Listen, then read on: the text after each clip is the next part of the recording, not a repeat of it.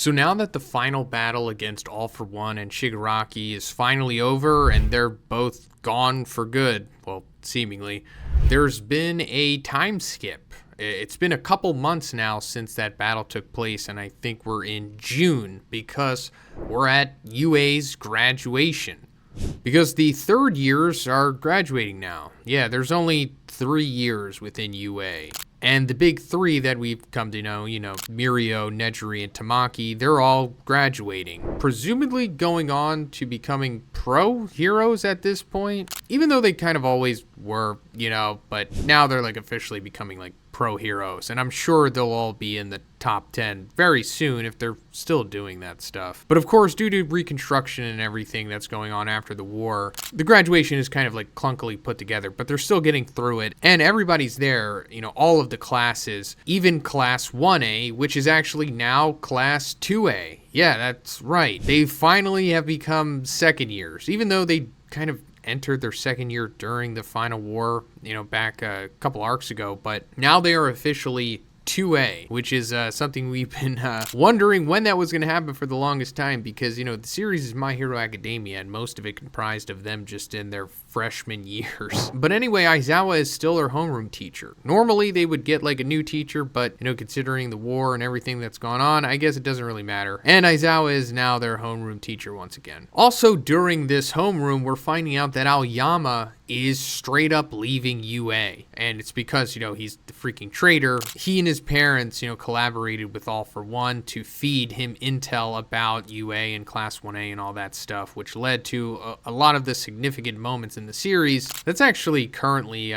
being revealed right now, or has been revealed recently in the anime for Season 7 that's currently airing. I'm doing live reaction to that every week, so if you're interested, please subscribe for that. They usually come out Sunday for me. But anyway, Aoyama says that Aizawa and Tsukuuchi said that he could stay in UA, but he's taking it upon himself to leave. And I think this is good because, like I said, he's a freaking traitor.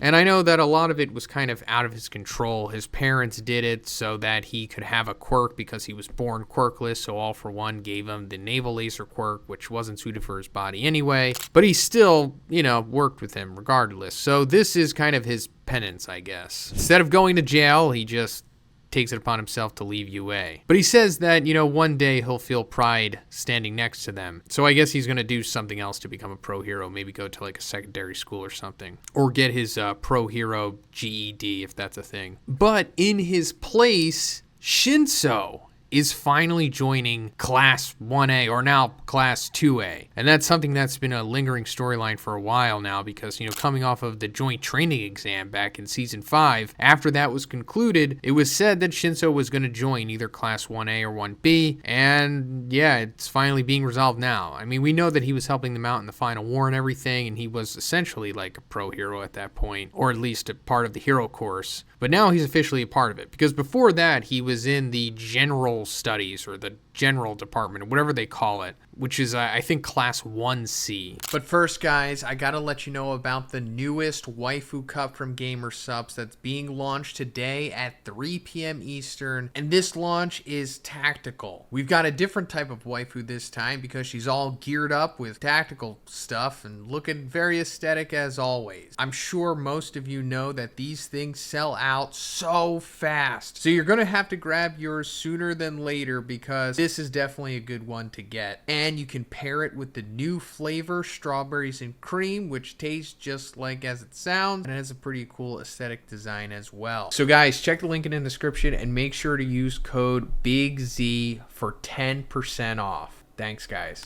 Because I guess they deemed that his quirk wasn't good enough to be a hero, his mind control quirk, even though we eventually find out that it's, pretty incredible to be not just a villain, but also a hero. So now we have the new Class 2A. And aside from that, in this homeroom, we're also finding out that one of the third year students, Mawata Fuwa, who was previously a second year, she's now a third year, is going to be leading this team of the second and third years to help with construction, that's going on after the war and everything, because they need all the helping hands they can get to rebuild everything in a reasonable amount of time. And they're also going to be taking part in traveling the country to fight against aggravating crime, because that's still a thing. And I guess that's where this next final epilogue chapters are going to be headed. Like, we might see Mawada Fuda leading Class 2A and 3A, or all of the classes, I guess, besides the first years, around the city to restore it and, big part here, fight against aggravating crime.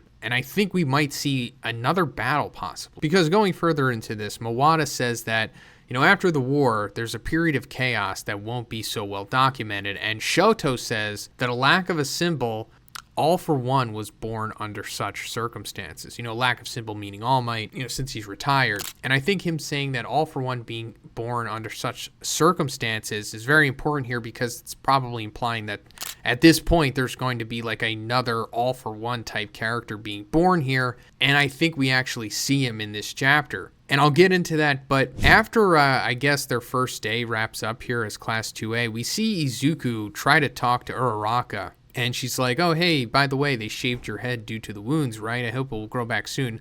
This is referring to Izuku's new haircut that we saw, at the end of the previous chapter. So that's just explaining why he looks the way that he does. But also, I guess this sequence is foreshadowing what is to come, with the resolution between Izuku and Uraraka. Like, are they going to be a thing? Like, are they going to get in a relationship, or are they not? It seems like they will, since it was kind of set up in the beginning, and it was more so pushed to the side towards the latter portion of the series, but it was still lingering. They still brought it up. So whether they do or don't, that's going to be resolved soon. But after that, we're seeing this mysterious villain-looking character walking through the wreckage of the war. And he has like his mouth covered by something, and he's wearing like almost like a straitjacket looking thing, and he doesn't have any shoes on. And he's crying as well. So I think this is probably what the whole allusion to a new All for One being born, possibly. Now, does that mean that he is going to become like this full-fledged, like, world-threatening villain, and everybody's going to have to team up to fight him? It doesn't seem like that's going to happen. I do think that the students are going to come across this individual for sure, because they're going around with Mawada, and they're going to try to restore things and, deal with the quote-unquote aggravating crime that's still going on. I'm pretty sure this individual here will be a part of that. And I don't think they're going to fight him because, we just came off of the final war. And Horikoshi said that he's essentially going to be focusing on the academia stuff. And now that the quote-unquote fight is over, the story is going into its epilogue. So they might just talk this guy into not becoming a villain or going on a rampage or whatever, and maybe even joining UA, depending on how old he is. But I just see this being resolved with words more than anything. I mean, it is possible we go into one final fight with this guy, but I just wouldn't personally bet on it. But anyway, coming into the end of this chapter, we see Izuku talking to Shoto, asking him to come to the farewell party. And he's like, yeah, as long as it's not today, don't worry. And as he's walking away, we cut to Endeavor, who's in a wheelchair, and he's in front of like this tank chamber thing. And it says the Todoroki family faces, and, we don't know. And then, of course, MHA is going to be on break for like 2 weeks or something. But what I think is happening here is that Endeavor is facing Dabi. Like, Dabi is in this recovery chamber thing, this Saiyan recovery capsule. The cliche thing where the body goes inside of like liquid or some kind of device that keeps them alive. Now, it's not confirmed that it's him because it's completely shadowed, but I'm pretty sure it is because, Dabi was nearly dead after he had exhausted his entire quirk to fight against Shoto. And we didn't know, what was going on with him. Was he alive? Was he dead? And I think it's going to be revealed here that he is alive. And this is the only way that he's being kept alive. So this is essentially like his outcome, being kept in this thing while also being jailed at the same time. And I guess this is where we'll get the complete final resolution with the Todoroki family. Like, Shoto is probably going to show up here with Endeavor, and then I guess the rest of the family will be there eventually as well. And then I guess Dabi will say his final words. Whether he'll have a full redemption or a full character arc remains to be seen, or he might just double down, kind of like how he was in the war, and he just doesn't care and he's not remorseful. But let me know what you think about this in the comments, guys. And if you liked it, please give a like, please subscribe if you haven't already. Have a great day. I'll see you in the next one.